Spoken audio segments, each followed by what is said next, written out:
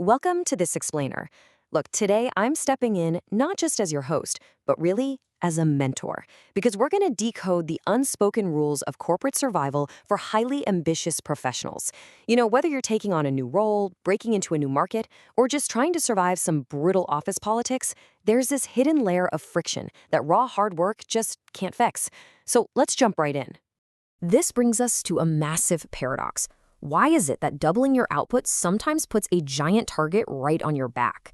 As a newcomer, you probably think, hey, if I just put my head down, show incredible grit, and do the work of 3 people, they're going to absolutely love me, right?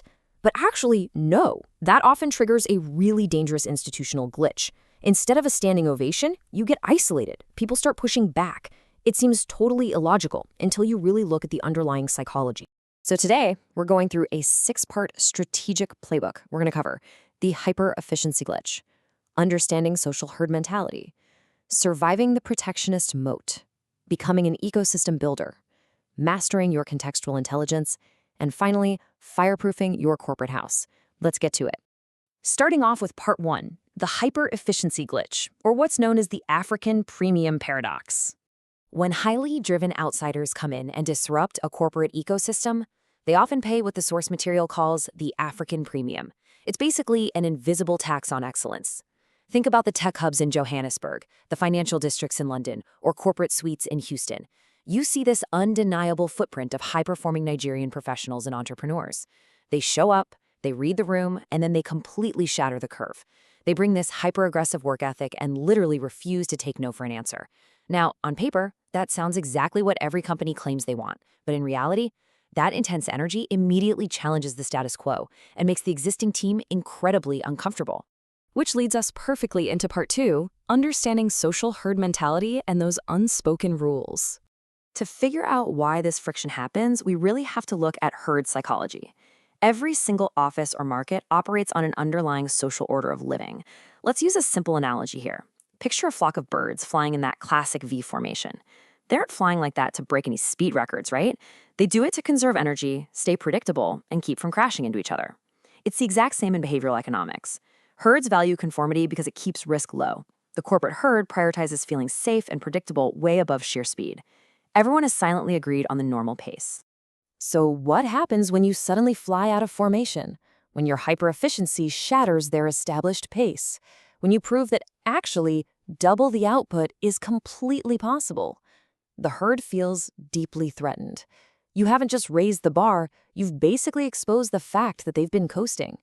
Because you disrupted their comfortable little rhythm, the social order stops trying to learn from you. Instead, it shifts. It starts creating intense, systemic friction just to slow you down.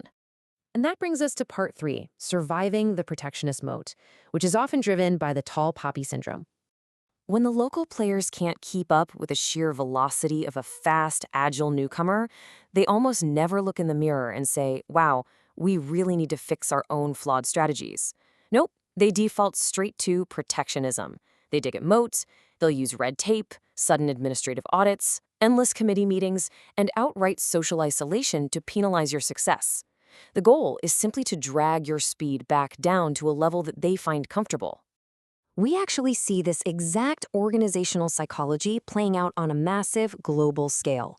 Take, for instance, the escalating socioeconomic tensions in South Africa regarding highly successful foreign nationals and entrepreneurs. Looking at this impartially, the source material notes this as a clear macro-level indicator of market friction. When an outside group comes in and consistently wins, the legacy systems push back. It proves absolutely that you cannot rely on hard work alone. You have to actively manage the social order. So, how do we do that? Here is part 4. Become an ecosystem builder. This is the mentor's playbook. As your mentor in this explainer, I'm giving you a 3-step survival guide. First, transition into an ecosystem builder. Second, practice contextual intelligence. And third, fireproof your corporate house.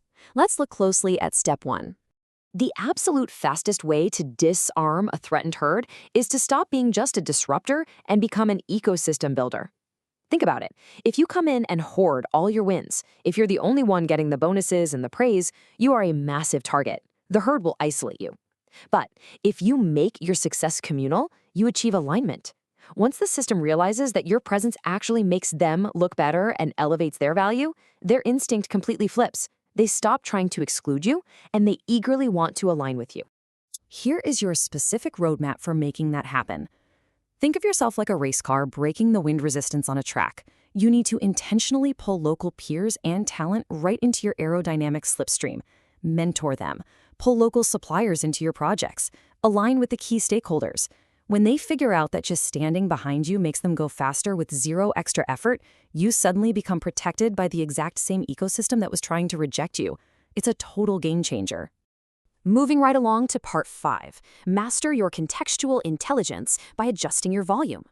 You have to realize every corporate culture has its own volume setting, an aggressive, hyper-direct execution style. That might work flawlessly in the fast-paced tech corridors of Lagos or New York, but if you take that exact same energy and drop it into a matrixed, consensus-driven team in, say, Tokyo or Cape Town, you are going to completely paralyze them. They will literally read your passion as aggression.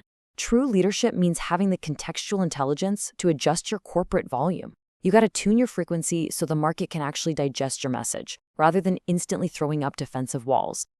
Finally, part 6. Fireproof your corporate house and preempt the audit. Look, operating at a high velocity means the system is inevitably going to look for a reason to audit you. The herd will absolutely search for some technicality to slow you down. So my advice to you, never give them an easy win.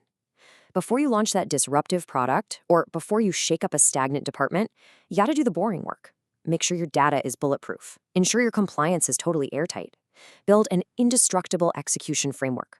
If they come poking around looking for cracks in your foundation, make sure they break their tools on solid concrete. The big takeaway from our whole analysis today is this. Simply being the smartest or the hardest working person in the room is not enough. Not even close. You cannot let your incredible speed blind you to the organizational terrain around you. True leadership requires profound situational awareness.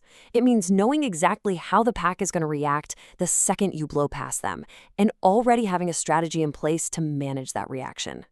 So as you step into your next big role or gear up to launch your next major project, I want you to ask yourself this one critical question. Is your strategy designed to pull the ecosystem forward with you, or is it just going to trigger the defensive moats? Remember, you either build bridges out of your success, or the herd will eventually build a wall to keep you out. Thanks for joining me for this explainer, and I'll see you next time as we keep decoding the complex systems around us.